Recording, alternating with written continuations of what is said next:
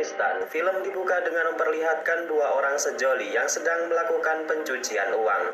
Si wanita adalah Natalie, sedangkan bosnya bernama Donovan. Selesai mentransfer uang sejumlah jutaan dolar, Natalie dan Donovan berniat kembali ke Amerika. Beberapa pasukan pengawal anak buah Donovan telah bersiap mengawal bosnya keluar dari Afghanistan dengan keamanan yang sangat ketat. Namun belum saja mereka masuk mobil, sebuah serangan RPG sukses membuat satu mobil pengawal Donovan meledak.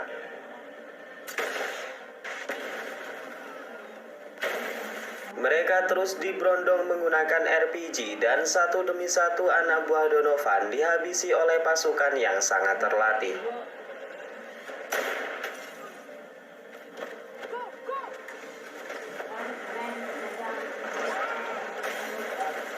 Natalie yang selamat berusaha kabur dan membawa seluruh barang bukti. Namun naasnya ia ditembak oleh pasukan terlatih dan tewas saat itu juga. Setelah kejadian tersebut barulah kita mengetahui jika pasukan terlatih ini berjumlah 4 orang, di mana dulunya adalah mantan anak buah Donovan itu sendiri. Maksud kedatangan mereka adalah untuk menagih janji bayaran kepada Donovan. Setelah ditembak di bagian kaki, Donovan baru mengaku jika uang yang mereka maksud telah disimpan di sebuah bank Amerika. Setelah mengetahui di mana uang tersebut berada, Donovan langsung dihabisi saat itu juga. Scene selanjutnya kita diperlihatkan pusat keramaian di kota Kabul. Di sana seorang bercadar merah tengah melakukan transaksi menjual barang-barang antik kepada seorang penadah. Setelah transaksi itu dilakukan, mereka dikejutkan dengan pasukan keamanan yang langsung menangkap mereka berdua. Setelah di mobil kita akan diberitahu jika wanita tadi adalah seorang intelijen mata-mata yang sedang menangani kasus penyelundupan barang-barang antik di kota Kabul. Wanita ini bernama Rosie, dan di siang itu jugalah ia mendapatkan panggilan untuk mendatangi TKP di mana Donovan dan Natalie terbunuh. Setelah sampai di TKP, Rosie langsung men-scan wajah Natalie yang terungkap jika dia adalah tersangka pencucian uang, penjualan senjata ilegal, dan juga obat-obat terlarang. Sedangkan Donovan sendiri adalah CEO perusahaan imbas perang dan penjualan anak di bawah umur yang mendapatkan keuntungan 200 juta dolar per tahun dari usaha kotornya tersebut. Dari analisis sementara, Rosie mengatakan jika orang di balik pembunuhan ini adalah 4 orang mantan pasukan khusus yang dulunya bekerja dengan Donovan, dan mereka juga menjadi buronan pemerintah lantaran telah membunuh salah seorang intelijen Amerika.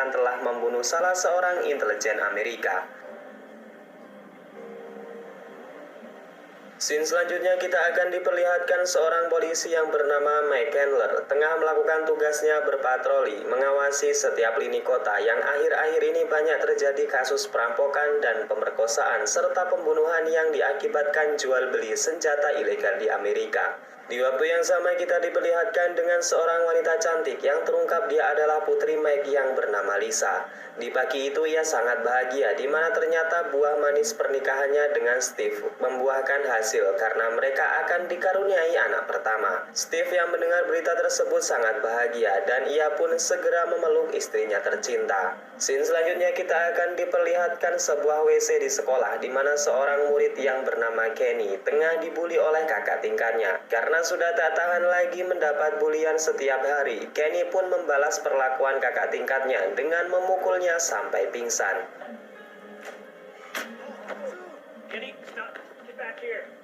Di waktu yang sama, Rosie yang sudah sampai di Amerika terlihat tengah mendatangi toko senjata yang dimiliki oleh seorang pria yang bernama Fish. Diketahui bahwa Fish ini adalah teman dekat dari keempat tersangka yang telah menjadi buronan CIA. Rosie mengancam kepada Fish jika terbukti senjata yang mereka gunakan berasal dari toko ini, maka otomatis Fish juga dinyatakan sebagai seorang tersangka. Fish yang sudah tidak ada pilihan kemudian memberikan sebuah alamat yang disinyalir menjadi persembunyian bagi keempat buronan tersebut.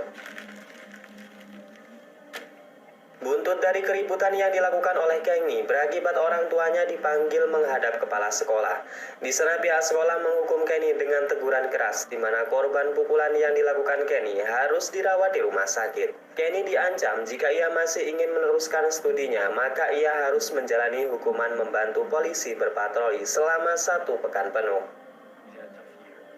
Scene selanjutnya kita akan diberitahu jika Mike adalah seorang polisi yang sangat disiplin menjalani tugasnya.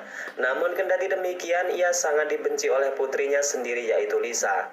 Hal ini disebabkan karena kekecewaan Lisa terhadap Mike yang selalu sibuk dengan dunia polisi sampai-sampai mengabaikan kesehatan ibunya dan berakibat ibunya meninggal dunia. Dan terlihat di pagi itu Mike kembali bertugas dengan Steve yang tak lain dan tak bukan adalah menantunya sendiri.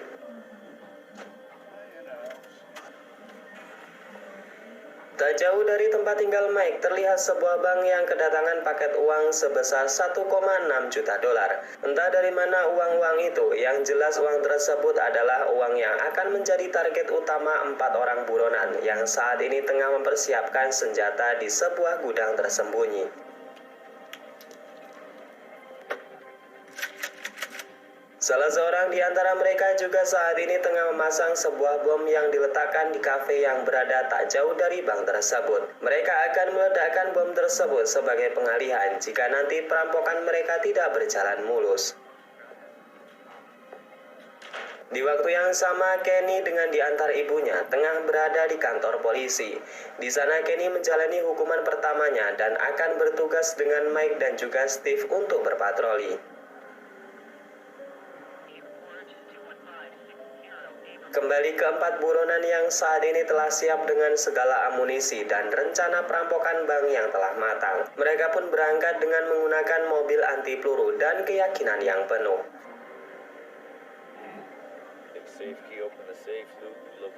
Scene kembali menunjukkan Mike yang mendapatkan laporan untuk menangkap seorang pencuri.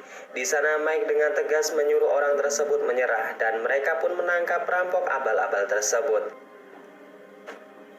Di lain sisi, Rosie yang sudah mendapatkan titik lokasi persembunyian keempat buronan terlihat tengah mendatangi gudang persembunyian mereka yang baru saja ditinggalkan. Di sana Rosie telah terlambat dan hanya menemukan petunjuk berupa sobekan kertas label dari bahan peledak yang bernama C4.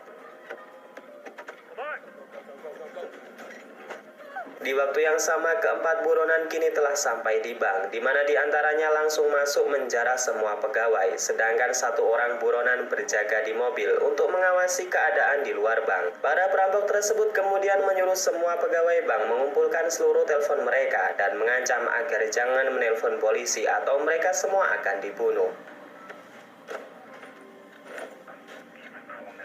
Di lain sisi, Mike dan juga Steve berhenti di sebuah kafe yang tak jauh dari bank untuk membeli kopi. Di saat Steve sedang membeli kopi, terjadi perbincangan di antara Mike dan juga Kenny. Di sana Kenny mengatakan jika ia tidak memukul tanpa sebab, ia hanya membela diri karena sudah tak tahan mendapatkan bulian setiap hari. Selesai membeli kopi, Mike dan juga Steve mencurigai sebuah mobil hitam yang tengah mencurigakan terparkir di depan bank. Mereka pun bergegas untuk mencari tahu kenapa orang tersebut berhenti di sana, sedangkan itu bukan tempat parkir. Karena melihat polisi yang tengah mendekat, perampok yang berjaga di mobil merasa mendapat ancaman. Ia pun meledakkan bom yang sudah dipasang di kafe untuk mengalihkan perhatian Mike dan juga Steve.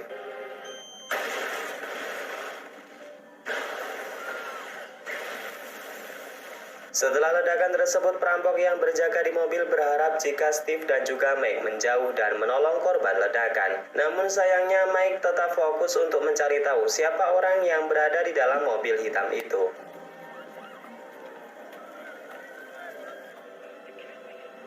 Pasca ledakan yang berada di kafe, para polisi kota langsung dikerahkan untuk mengamankan lokasi tersebut. Sedangkan ibu Kenny yang menjadi kepala rumah sakit segera mempersiapkan timnya untuk menangani para korban. Di waktu yang sama, Rosie yang mendapatkan laporan adanya ledakan segera pergi ke TKP, di mana ia menduga jika pelaku peledakan adalah keempat buronan yang sedang ia kejar. Perampok yang berjaga di mobil yang tahu jika Mike masih tak mau pergi segera mempersiapkan senjatanya. Ia pun menyerang Mike dengan sangat membabi buta. Mendapatkan serangan, Mike pun segera menjauh dan meminta bantuan kepada polisi yang saat ini berada di tempat lokasi ledakan bom. Namun sayangnya nih guys, Steve yang terjebak di dalam mobil lantaran sabuk pengamannya terkunci. Beruntungnya Mike dapat memberikan perlawanan untuk sedikit mengulur waktu agar Steve bisa keluar dari mobil. Setelah berhasil keluar dari mobil, Steve dan Mike pun bekerja sama untuk melumpuhkan perampok tersebut.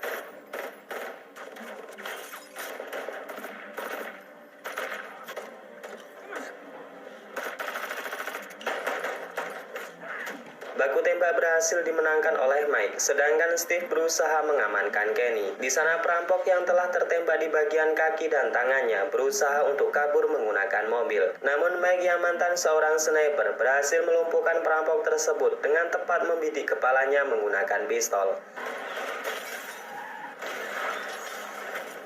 Namun naasnya, Steve yang tadi terkena tembakan di bagian kaki mengalami pendarahan hebat.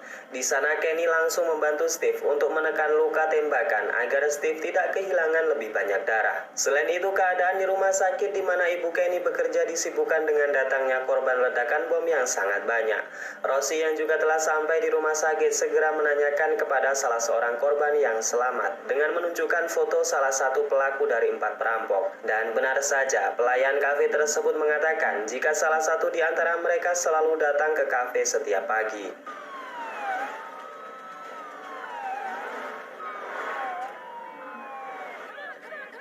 Datangnya para polisi kota segera direspon oleh 3 orang perampok yang saat ini berada di dalam bank. Mereka mengeluarkan senjata berat dan bahkan sniper untuk membunuh para polisi.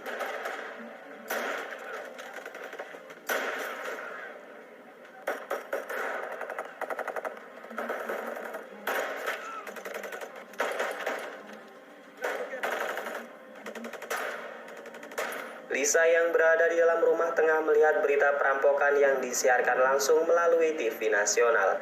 Ia pun sangat khawatir dengan keselamatan ayah dan suaminya sendiri yang sudah tentu mereka saat ini berada di TKP. Di sisi lain, Steve yang tengah terluka tengah dibantu Kenny membuat video perpisahan kepada Lisa jika saja ia tidak selamat dalam insiden kali ini. Steve terlihat meneteskan air mata lantaran sebentar lagi ia akan menjadi seorang ayah. Steve meminta maaf kepada Lisa jika nanti ia tidak bisa merawat anak mereka secara bersama-sama.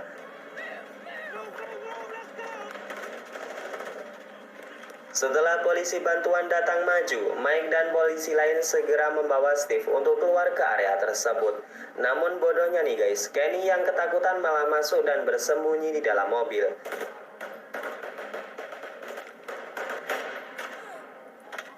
Steve yang sedang sekarat segera dibawa oleh ambulan ke rumah sakit. Namun Mike yang saat ini bersama rekan-rekannya merasa bingung karena Kenny tiba-tiba menghilang. Lisa yang saat ini di rumah menelpon ayahnya. Mike dengan terpaksa meminta maaf kepada Lisa dan mengatakan jika Steve tengah dibawa ke rumah sakit karena mengalami tembakan di bagian pahanya. Lisa pun segera mendatangi rumah sakit dan menyaksikan suaminya yang tengah dioperasi. Di sana Lisa juga bertemu dengan temannya yang seorang polwan tengah dalam keadaan sekarat. Kenny yang berada di dalam mobil menemukan sebuah baterai yang kemudian ia gunakan untuk mengecas HP-nya.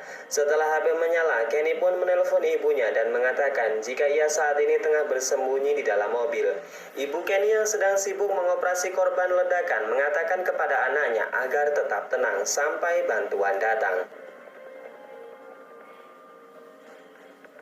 Rosie yang telah sampai di TKP mencoba bertanya kepada Mike bagaimana situasinya saat itu. Mike mengatakan jika kejadian tersebut berlangsung sangat cepat. Ia juga menyayangkan kedatangan polisi yang terbilang lelet sehingga mengakibatkan menantunya tertembak. Ia pun meluapkan emosinya dengan membantah sang komandan dan rekan-rekannya sendiri.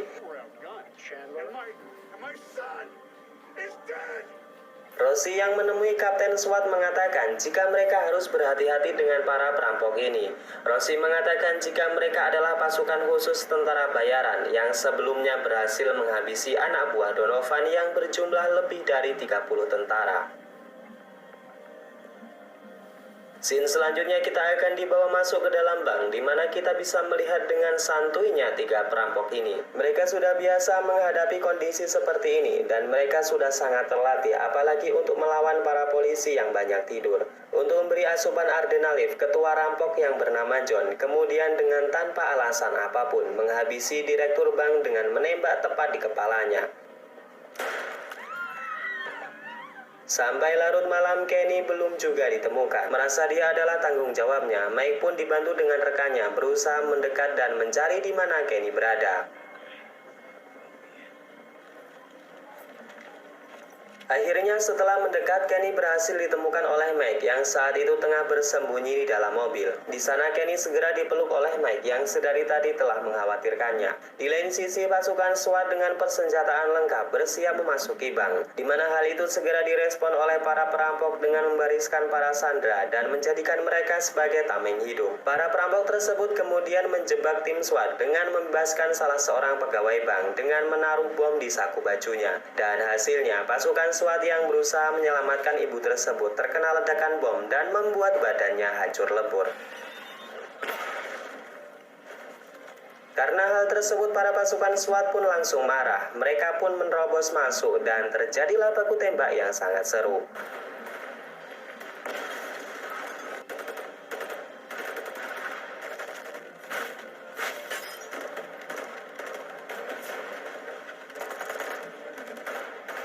Banyak korban berjatuhan dari sisi pasukan SWAT, namun dua rampok berhasil dilumpuhkan dengan ditembak mati.